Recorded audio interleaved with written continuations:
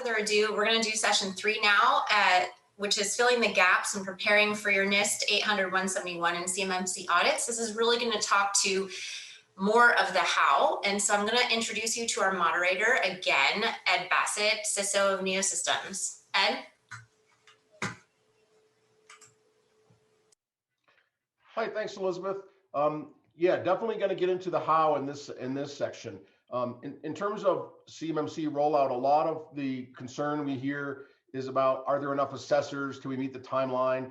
I don't think that's really the issue, right? Most contractors have quite a bit of work to do before they need an assessor. And that's what we're going to focus on in this session. So the path on the CMMC AB's website has a step in the middle that says close any identified gaps. And to me, that's about 90% of the work. Contractors are going to need to develop and follow a really solid roadmap that has full coverage of all the requirements. And we see the marketplace responding, cloud service providers, managed service providers, technology vendors, all aligning with CMMC. It's really getting easier to be secure, which is good news. So on our panel today, we've got representation from the vendor community, as well as large and small contractors. So between them, a lot of practical experience in filling gaps with solutions that are compliant, that are secure. Let me start with the introduction of my panelists here today. Thank you all for joining.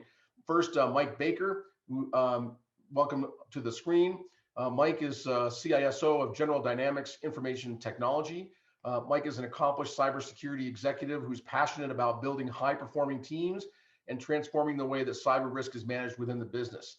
He brings over 19 years of experience in the field across cyber leadership, talent development, risk management, audit and compliance, serving the aerospace and defense industry as a CISO, along with a variety of clients across industries as a consultant prior to that. Next is Alison Gidden. Welcome. Alison is president of WinTech. She's a small business manufacturer, an aerospace precision machining shop. Alison's been there for 14 years prior to buying the company in 2020. She and her business partner, John Hudson, now serve as co-presidents, leading this 32-year-old company through the pandemic and into CMMC. So thank you, Alison. Next up, Tom Gerdes is Vice President of Information Technology for Johnson Controls Federal Systems. Tom is a leader with over 20 years of experience helping organizations deliver complex business transformation initiatives enabled by IT. His experience spans global mergers and acquisition, deal execution, technology transformation and cloud migration, IT organization design and enablement, technology strategy development and implementation, and complex global program delivery.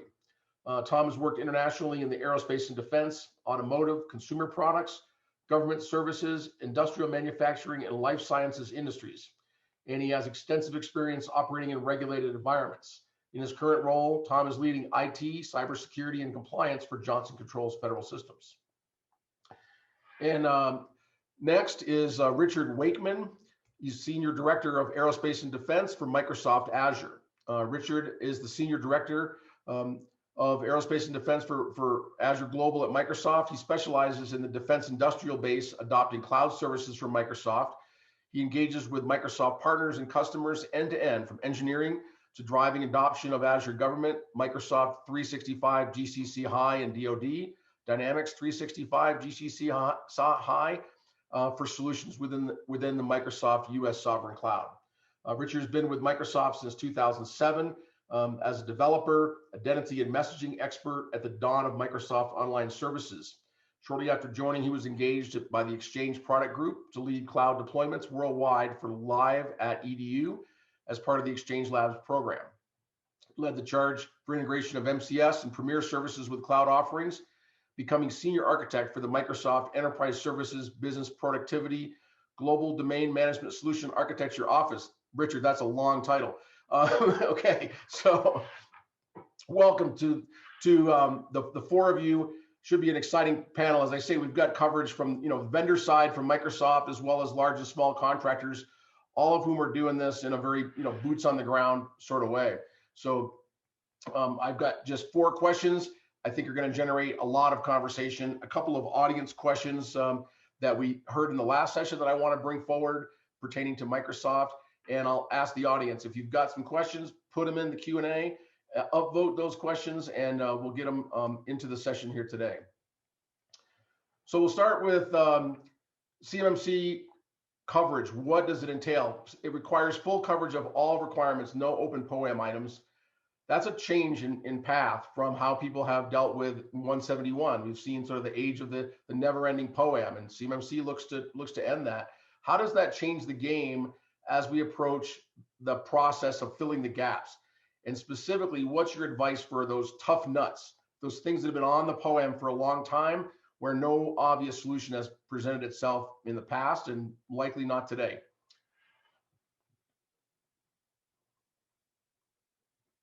I can go ahead and kick that off, Ed, if you don't mind. Right. So, I think, the POAM, when 7012 came out, the POAM was, one of those things that people kind of latched onto as something that they could delay the inevitable investment that's required on some of these. I think of the hard multi-factor authentication control in 800-171 and the investment that it takes to implement that, particularly for small businesses and things like that. When I look at it, I'm a huge proponent of risk management and making business decisions for cyber investments. So I do feel the CMMC model is swung a little bit, the pendulum swung a little bit far to the compliance side. So I feel for the businesses that don't have the ability to make those informed decisions. But again, I think it's all a matter of time and preparation, and making sure that you're not getting way too far down the path before you've had the necessary discussions with your business executives on what those investments look like, what the initial investment is, what the rollout investment is, and what the tail is. And I think those are absolutely critical to get ahead of it. And if you haven't done it now, you should be doing it now, right? Because these assessments are going to start, the contracts are coming out, and all indications are saying that there's going to be no open POAMs allowed, which is a very strict guideline that's going to affect a lot of businesses in a big way. Yeah, I agree. I think that there's a different mindset that we have to get into. So for a small manufacturer, where for those of us that are used to ISO 9001 or AS 9100 or the actual manufacturing, the quality management system audits, we're so used to sample audits. We're so used to 2 or 3 days worth of somebody coming in ahead of time. They're going to tell us what things they're really going to highlight. And not that we're going to sweep things under the rug for the rest of the stuff, but we know to be jam up and jelly tight, as they say, on the rest of the stuff. So this is an all or nothing. And I think that that's the tough part for a lot of the small, my small friends in the DIB to wrap their brains around, is that this isn't something that we can keep putting off. And those tough nuts to crack, I think it's a matter of breaking it down even smaller. So we have to recognize as a small manufacturer, we can't go out and buy a firewall and then be done with it and call it a day. There has to be certain pieces that are broken down. Okay, why is it that I want to go buy a new firewall? What is that going to accomplish? And so kind of asking questions even as you think that the answer has been done. Yeah, Alison, building on that, I think you highlight a couple areas, thinking about anything new you're doing, assessing the compliance and the roadmap to get to CMMC level 3 compliance, and integrating that into process maturity is essential. And I think for us, looking at what are those big nuts, Michael, you mentioned MFA, and certainly as you look at that for administrators, devices that have admin access, and how you think about that is just access your network via VPN, just tying out those little items and understanding that you've really got compliance there. I think FIPS 140-2 or other NSA approved cryptography modules is going to be a huge one that the entire industry is going to be doing with as we move forward. And then, how much of a SIEM and SOAR platform do you need to actually be able to assess some of the components that sit in 334, 325, 336 when you look through 800-171? So we see some items where we're going to be very thoughtful and very specific in the choices that we make. And that's going to help us make sure we've got a good story to tell around compliance. I think the other piece that changes, Ed, and maybe this will open more dialogue, is a different way in which we have to engage across the business from a leadership perspective. Before, you could absolve the risk by putting a POAM in place. With CMMC level 3, I think it's paramount to talk to business leadership at all levels to make sure they understand what the implications are of not achieving certification, and that all or nothing model that sits there today needs to be understood at an executive level as well. Without that, you're not going to get the support to make the fundamental changes, some of which I'm going to see disruptive to my business in order to achieve compliance. Yeah, Tom, that's a great point. I'm going to glob on again. So also one of the things I've noticed around POAMs with a lot of businesses is I think people need to keep it simple, right? I think people overestimate what needs to be in a POAM, right? I think there's normal operational cadence. So I think of vulnerability management processes, right? That has a normal operational cadence of which you deem acceptable and defensible for the requirements and the controls for CMMC. There's other things that are technology investment that I think are worthy of a POAM. So a lot of times when we've done this, it's what is a POAM, right? And what's worthy of it? And I think sometimes the bar is a little too low in what that POAM should be. I mean, it should be directly tied to the specific effectiveness of a CMMC control and not something that's tied to operational cadence. And so I always tell my small business partners, keep it simple, don't overthink it, right? And make sure that, as Tom mentioned, you're developing that story, a story that you can be proud of and that you can stand behind and be proud to talk to a CMMC auditor or a DIBCAC assessor or someone of that nature, and then go from there, right? And make that a team sport.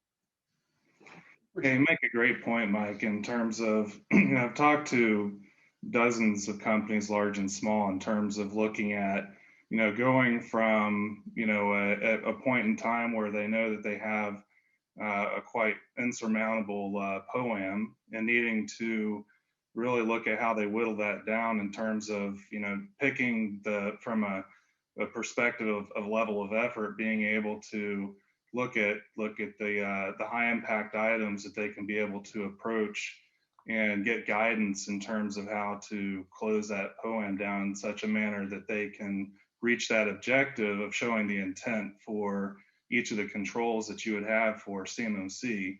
One of the things I've found quite often is working with companies is that they've had a difficult time finding where their system boundary is. So, if you're looking at CMMC level 3, the intent there is for, of course, safeguarding controlled and classified information. And many organizations aren't quite clear on where their CUI resides within their organization. So there's oftentimes this whole discussion, of course, I get frequently, in fact, in the last session with the webinar, questions around, okay, well, I know that I have CUI and I need to be able to protect it. Do I need a specific cloud offering from Microsoft, such as GCC High or Azure Government, to be able to hit the higher bar watermark for compliance for protection of that CUI?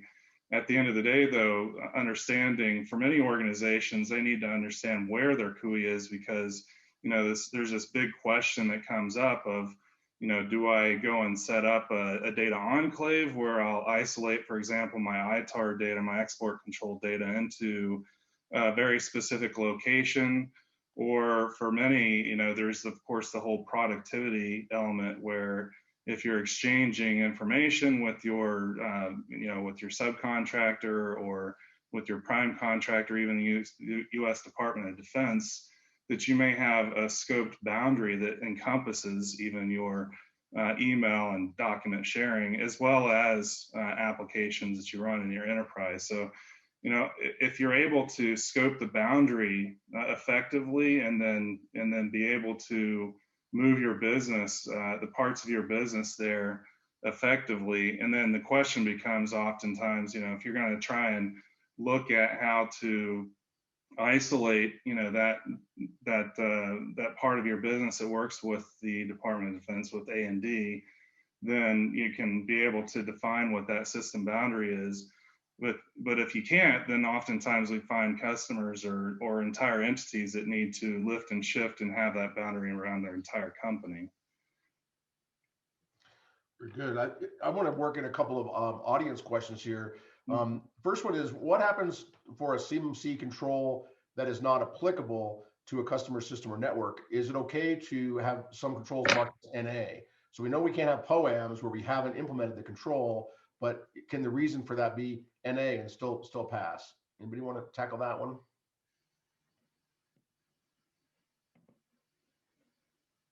I mean, I'll shoot. I don't know the exact answer for that.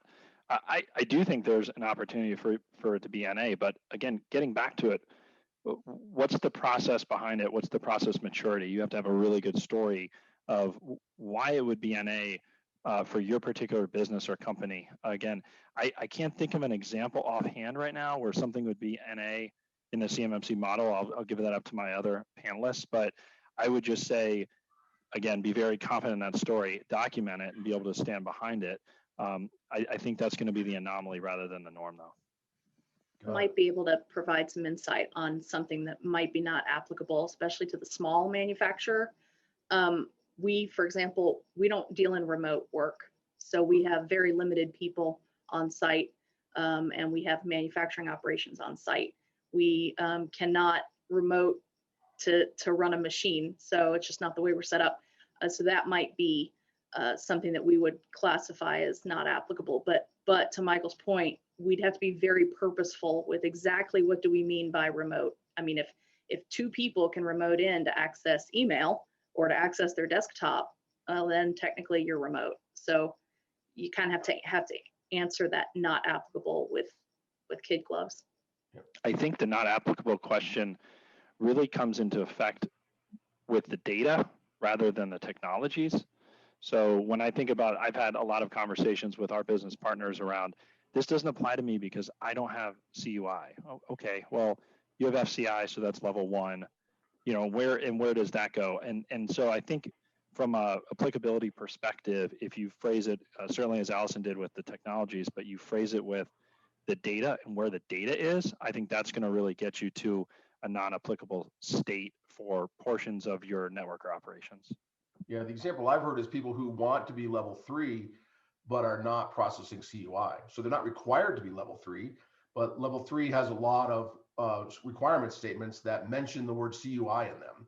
So if you don't have any CUI, how do you address the control, around handling of CUI if you don't have any? You still want to be level 3 for business competitive reasons. Right, for subcontractors that do work completely on prime systems or customer systems, right?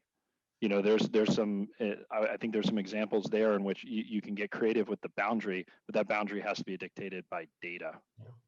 Yeah, and let me pull on that string a little bit. I think it's even a larger boundary between just like FCI and CUI. There's a big debate. In fact, I've written several blogs on this topic of even looking at holistically safeguarding CUI to include all the different categories. I mean, if you look at, for example, the US DoD registry for CUI, it does include, for example, export control data and ITAR. So I'd say that big NA is organizations that would say, look, I do not do data handling of ITAR technical data. Therefore, I should not be held to the level of standard that would be required for me to, go the extra step and the higher watermark for compliance to protect ITAR if that's not in scope of my business. But then if you look at the definition of safeguarding CUI in terms of CMMC level 3, it doesn't really differentiate, right, between export controlled CUI versus just regular, CUI basic. So that's a big NA, and I think there's going to be a lot of discussion as we go into this provisional round with the first assessments for CMMC level 3 of them inspecting what your system boundary is and really if they're going to have an allowable approach for people who just say NA for export control. So we had some questions in the previous session, and there's one came in on this session too, specific to Microsoft. So I mean, I think since we have you here, Richard, we'll answer this in a Microsoft context, but I think the answer probably applies whether you're choosing Microsoft or other cloud offerings. The statements in the previous session, 2 of them that I made note of. One is O365 is not compliant. I didn't specify what, but apparently it's not compliant with something. Do we need GCC high for CMMC level 3? Those were the 2. And the answers in that session were, it's not, these products are not intended to be sufficient in and of themselves. So the point was pretty well made by that panel that you can't just buy these services from Microsoft or anyone else and say, boom, I'm compliant. But let's dig into that as that is one of the tougher nuts, I think, is how are people gonna get compliant with their email, with their document management, things that are these days typically in the cloud from Microsoft or one of your competitors. Yeah, and I will actually take the opportunity to broaden it, not to be just a Microsoft discussion. It really is around cloud service providers in general. And if we look at it, and there's that ever evolving discussion around, what reciprocity will be allowable with cloud service providers or existing certifications. The thing I'll really stress is that it is always a shared scope of responsibility in terms of showing intent of how you would demonstrate compliance with CMMC or NIST 800-171 control set, and that shared scope of responsibility, of course, is with reciprocity would allow you to inherit certain characteristics from your underlying platform. For many people, especially with software as a service, it closes the gap in the amount of effort that you would need in order to demonstrate compliance. So by way of example, in each of our clouds, we're able to demonstrate compliance with a FedRAMP high, impact level that is a control set that's based on NIST 853. With that, of course, if you look at NIST 800-171 with those 110 controls, they're really a subset. So you can think of 853 as being, a superset of the controls, plus some additional, like the 20 that you have for CMMC that are unique practices. But at the end of the day, as you look at what you can inherit from the underlying cloud platform, it does, of course, accelerate your path to compliance, but it still does require, you working with your own internal teams and policies to be able to define, for example, how you protect data through technology, through process, et cetera, in order to be able to have a holistic view of compliance. It's really a loaded question, though, because if you look at CMMC, oftentimes I get, okay, can I be CMMC compliant commercial in business? Or does it require me to be in GCC high? And at the end of the day, CMMC is, cybersecurity with an element of maturity. And, from a security perspective, we have, the ability to consistently apply security across all of our platforms and a set of tools, of course, that you're able to leverage on the Microsoft platform to help you demonstrate compliance. But where you get into that differentiation, and I could go on for hours on this, between like commercial versus GCC high, is really the underlying commitments that we would have for things like US persons and no foreign, right? So naturally, if you're going to possess, for example, export controls and ITAR data, your quickest path to demonstrating compliance on a cloud service platform would be to use a government cloud. In our case, the one that has a commitment with US persons and, of course, data processing within the continental United States. And to be clear, those ITAR requirements are not CMMC per se, right? So when the question is posed about CMMC, it's really important to think, I think, beyond just CMMC compliance and all the regulatory requirements you need to meet based on the kind of data that you have. I think that's makes a broader discussion for sure. Anybody else want to chime in on the topic of cloud specifically and achieving compliance by leveraging cloud? Yeah, I mean, I'll highlight a couple things that we're mindful of. And I think when you look at any cloud service provider, inclusive of those that have FedRAMP high, FedRAMP still allows for POAM. So you have to be cautious that it's FedRAMP, but they may still have items to close out that when you go look at their ATO may cause concerns from a CMMC level 3 full compliance. So reciprocity, if it's granted, doesn't mean that they've met every control. If you have cloud service providers or hosted solutions that are not FedRAMP, I think it's imperative to really work closely with that supplier to understand what support they would provide you in an audit. And that's going to be governed by understanding exactly what data you're putting into that platform and what governance would go with that. I think the export control in ITAR is a great example. I think that's really the big flip to understand. Do you have an appropriate sovereign boundary in terms of who's accessing, and then what systems your service provider is utilizing to access that all start to fall into the scope of CMMC. I think the other piece that Richard highlighted is making sure you're clear in terms of what shared responsibility, and then what I've talked about before is above the board responsibility. It's entirely about you as a consumer of the service. You could be on Azure Government and GCC High and let a foreign national in on account to see ITAR, and you've made a violation. And so how you implement the services and how you configure your scope on that platform is really essential to understand. Buying a FedRAMP High platform is just a start toward compliance. It is by no means going to get you there without a lot of work. And if you look at the Microsoft stack, I want to say it's roughly, and Richard will get me right here, about 85% of the work plus is actually on you as a consumer of the service to configure to meet compliance obligations. And so that's where there's a lot of folks that needs to be paid attention toward. Very good point. Anybody else want to chime in on this topic? If not, I do have one other item, yeah, Ed. Don't forget managed service providers, because if they are using their systems to access your systems that are essential to securing CUI, then those are subject to CMMC as well. Good point. Anyone who has access to the data, right? Yep. So I want to shift gears a little bit. So that we've talked about, meeting the technical requirements, and it's been pretty clear that what's in CMMC from a technical perspective at level 3, at least, not a big uptick from what's already the law of the land in terms of 800, 171, yeah. 130 versus 120, 110 controls. So 20 new things, most of which are not really earth shattering. But where we really see something new happening is the maturity concept. That is the first time it's being formally evaluated is CMMC. So when we think about institutionalizing cybersecurity, baking it in, documentation's a big piece, but there's more to it than just documentation.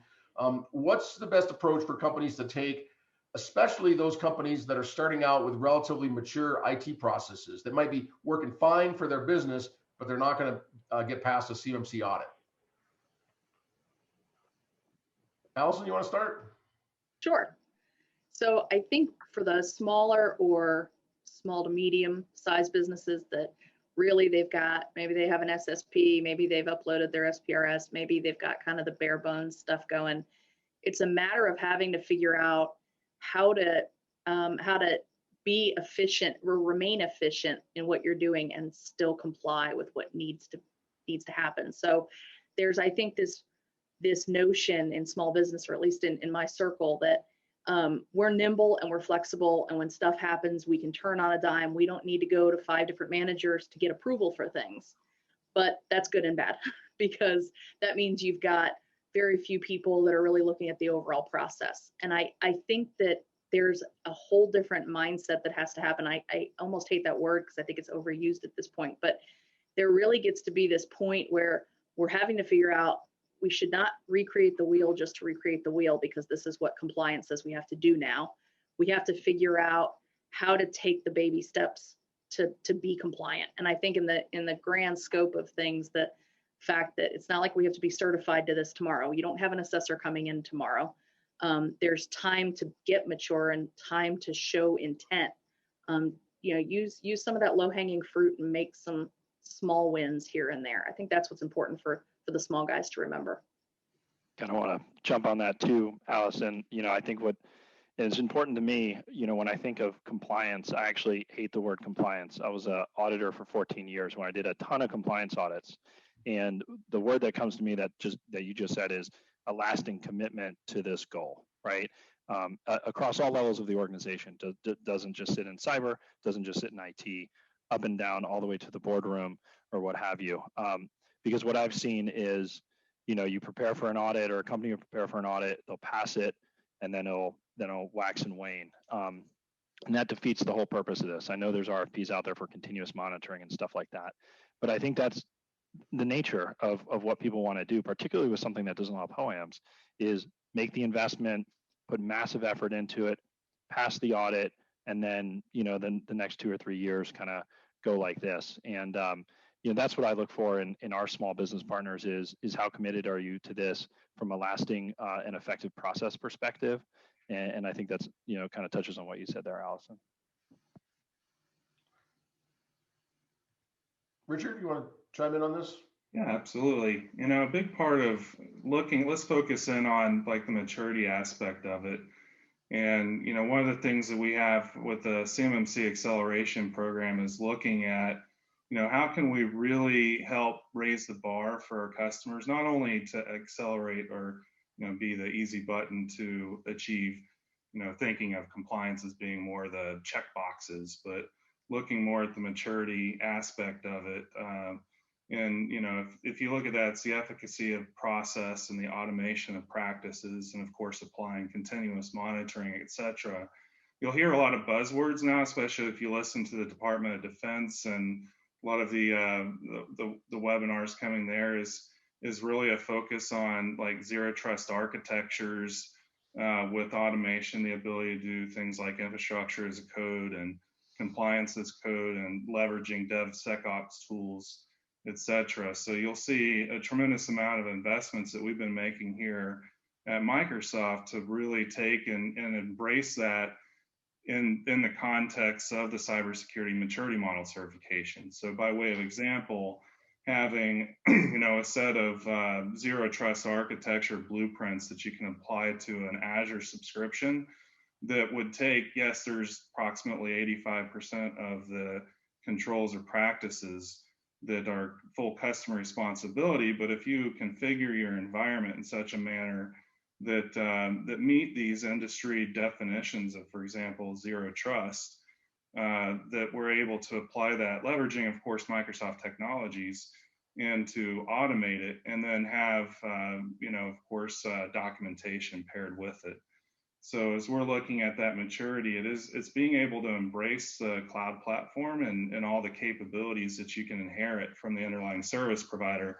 It's also looking at the industry, the defense industrial base at large, in terms of how you're raising the bar on security and being able to effectively implement zero trust architectures. Also look for most small businesses that are just dipping their toe into this for the first time, going and implementing from 0 to 100% a zero trust architecture is it's quite a challenging prospect. So what we've done is like paired up with managed service providers or partners, et cetera, that can help not only with the technology that we deliver, but in the automation, but also being able to look at how to configure that environment to spec on, for example, zero trust architectures.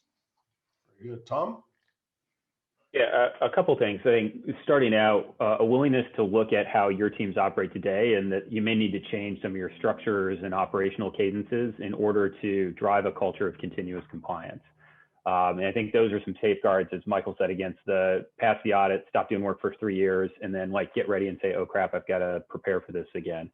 I think that's important. Utilizing the tools that Richard mentioned, if you're on cloud service provider stacks that have policy and compliance components built in, I would encourage investment in those.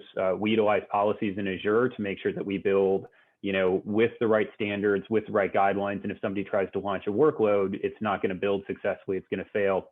And so those policies provide proactive capability for us to make sure that we are building compliance from day one into our structures. Microsoft has those capabilities. AWS GovCloud certainly has those as well. And many other cloud service providers are building those services out. But with that, I also provide a word of caution. There are a lot of new services and solutions popping up that claim they will give you CMMC level 3. They're capable to provide these solutions. And I think it's certainly right now, definitely a case of buyer beware. And just, do your due diligence as you're looking at what service providers and managed service providers you're going to use in your ecosystem, and really spend a lot of time investigating what they're promising and committing to, and what the marketplace can actually deliver, given the status of where CMMC is at today in its life cycle. That's a good point, Tom. And I think, long term, we'll be able to look to the certification levels that those service providers hold. But today, no one's certified. So definitely necessary to, look at commitment and, those kind of things from the contractual obligations that the provider is willing to make, because there's not some external badge that we can look at when we shop around. Audience question. Yeah, sure. Real quick, Ed, I want to jump in too, because we've been talking a lot about how our companies are going to get ready, right? Whether large, small, or medium, right? Government contracting is a team sport here, right? And from the prime to the sub all the way down, anyone listening here is you should be engaging your supply chain and your critical business partners now to share these messages, these tips, and these things like this, because a contract, you're going to have to flow down CMMC. So the work only begins with your company. I know I'm probably preaching to the choir in terms of the audience here, but I don't want to lose sight of the fact that all of this has to be flowed down to all your subs. And if you're a sub, I would say reach out to your prime and start these conversations now too.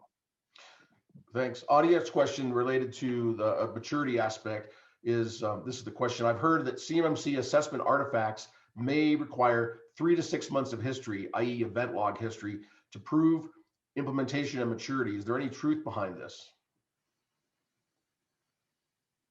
I've heard various things as well. I've not seen anything coming from DoD specifically on that timeline.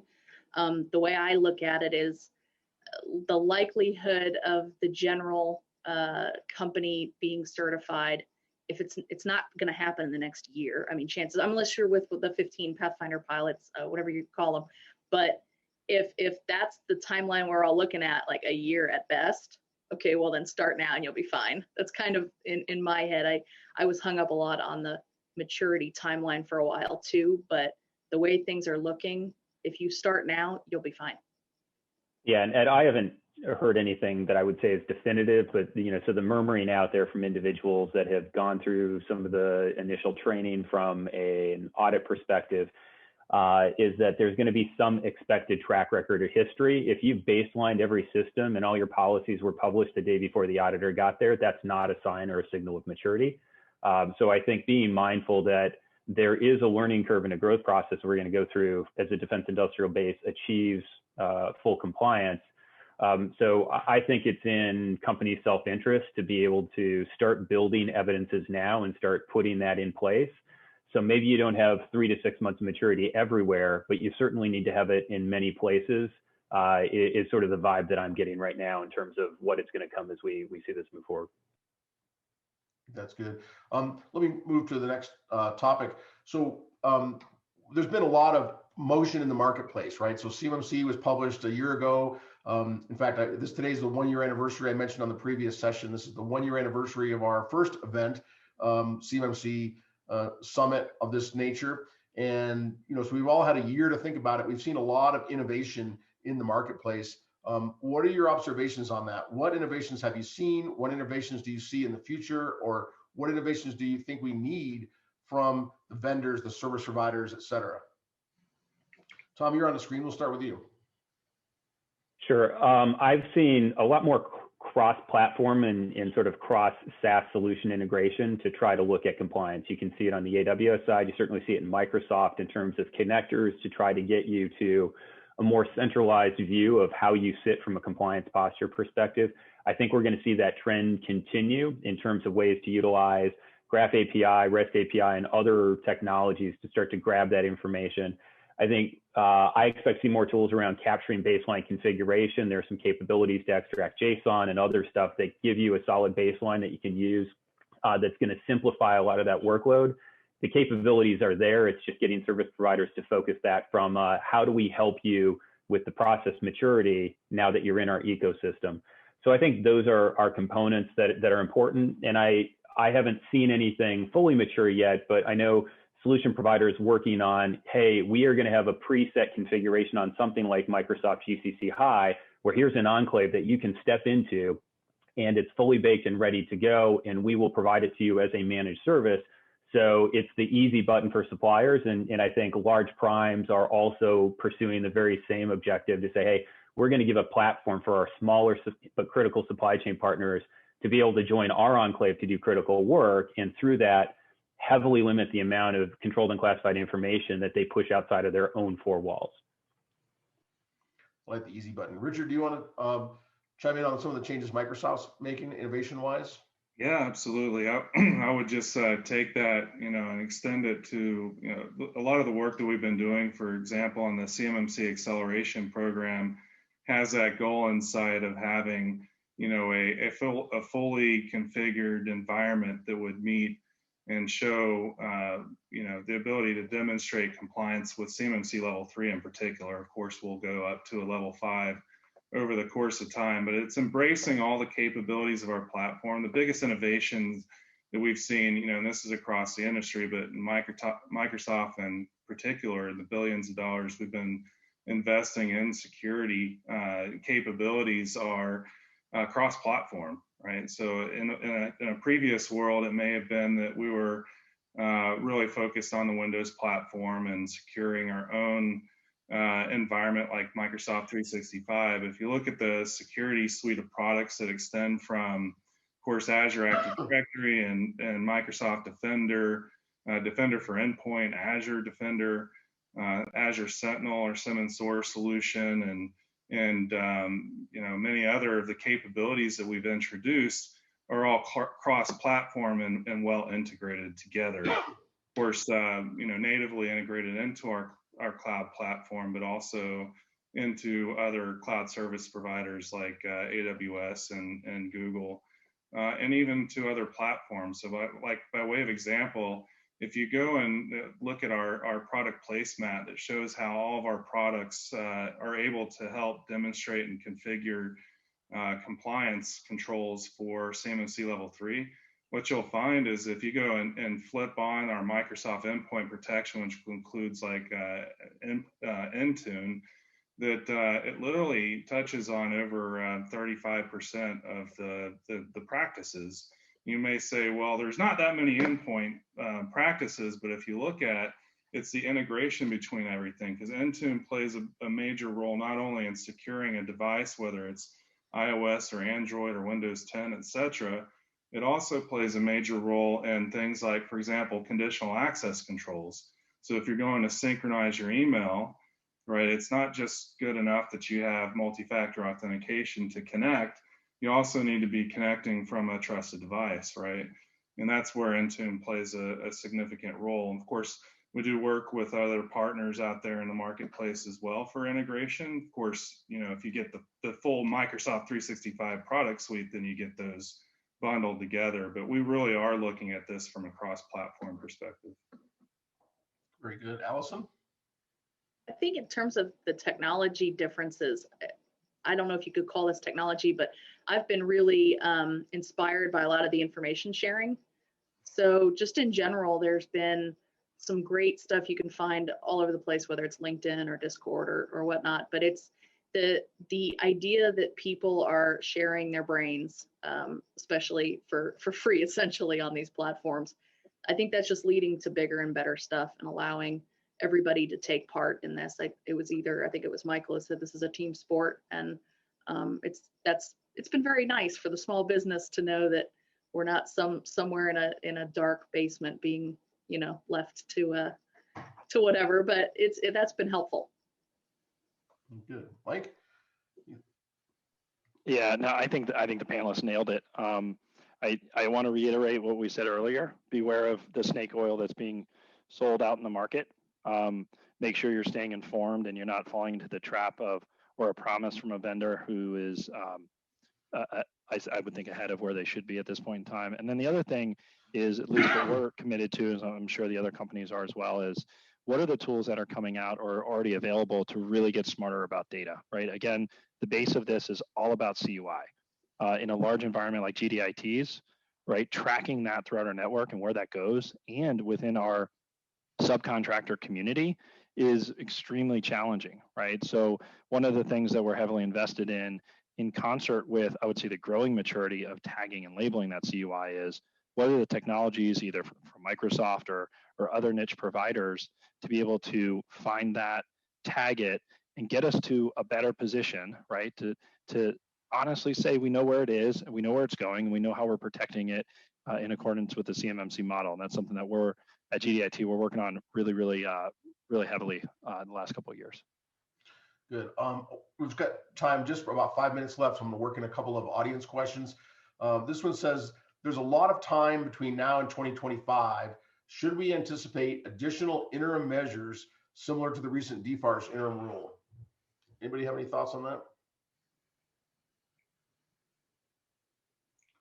Yeah, I'd say one thing I've seen in terms of momentum is going to be a consolidation of cybersecurity requirements that you see across the entire government, right? Because CMMC, of course, is born from collaboration with the U.S. Department of Defense and NIST, especially around NIST 800-171. If you start looking at, for example, the DoD Security Requirements Guide with the SRG, of course, it has a strong foundation and FedRAMP plus some additional controls that the DoD has above and beyond that, the plus controls, and even extending beyond to other agencies like NERC and FERC and protection of nuclear information. Over the course of time, you'll see, I believe, an alignment there. There's a lot of course, discussion around CMMC extending out to not only these federal cabinet level agencies, but even into some of the federal civilian side of the house. So that, of course, will mean that there's going to be a larger collaboration with NIST and other frameworks to make sure that there is a solid program of reciprocity across all of them. But yeah, I would anticipate that as there's changes, as you see that consolidation, that it would impact how these are delivered even for the defense industrial base. Yeah, Ed, I'll add one thing that I would say it's aspirational to hope that this would happen is a provision to include the requirement to discuss CUI and scope in a contract with the KO during the contracting process. I think getting that out on the table early in terms of the contracting process is essential for the defense industrial base to have a clearer perspective of what needs to be protected contract by contract and understand the mechanisms on which CUI is going to be transferred between the government and its contracting base.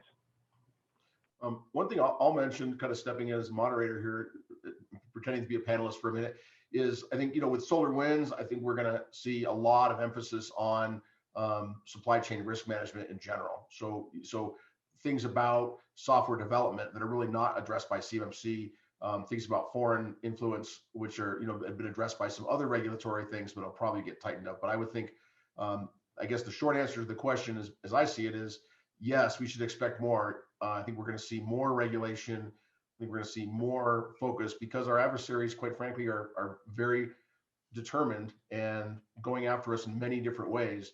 CMMC is only one path of deterrence, not the whole picture.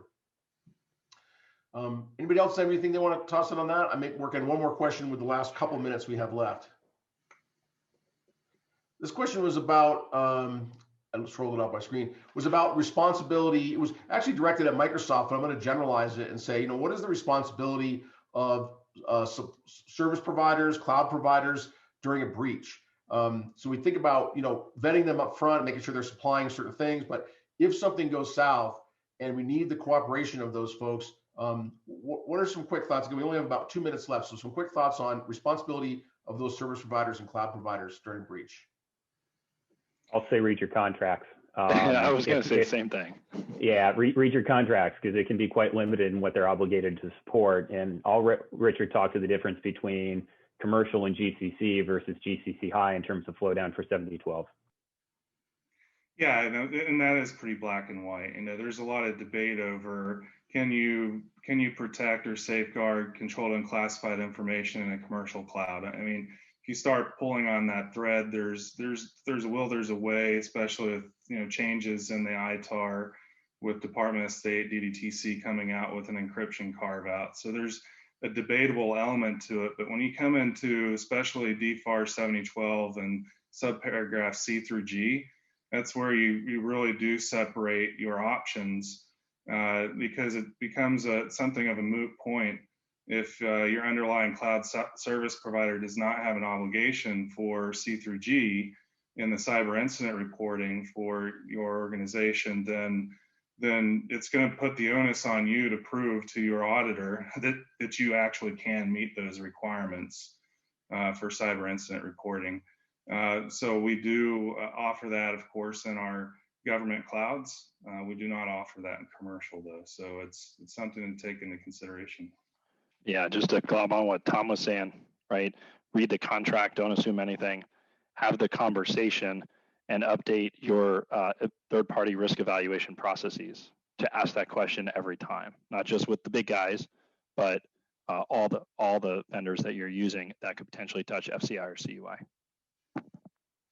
Well, thanks everyone. That we've come to the end of our time, and it's this conversation could go on the rest of the day, but we have to make way for some other panels. So, so thanks to all my panelists. This has been a great conversation. Thanks to the audience.